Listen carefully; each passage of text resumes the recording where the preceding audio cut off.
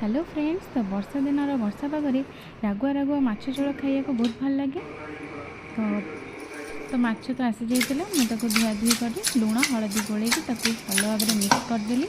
Mix करके अल्प समय छाड़देवी।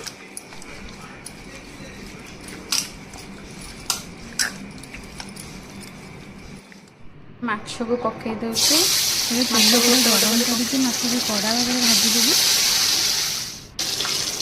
माछ होगला माछ को मुझे प्लेट को काढ़ी दूची।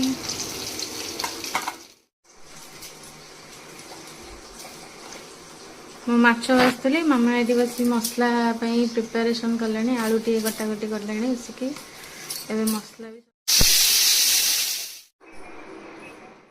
मसला रेडी होगा। मुझे आलू भाजी छाड़ी देती। तो तेल गरम करके पिज और हल्का किसी कश्मीरी चिली पाउडर पकेली। एवं मुझे अदा रसुण पेस्ट पकईकि जीरा लुण और हलदी दी भल भाव में मिक्स करदेली। एवं आलू पकईदेली।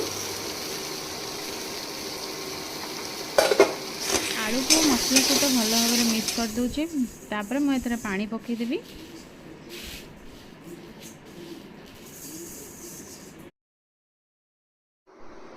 माछ को पकईदवा।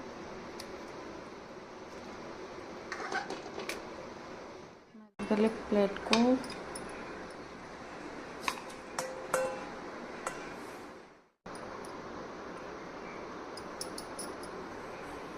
गला मोर माछ तरकारी रेडी।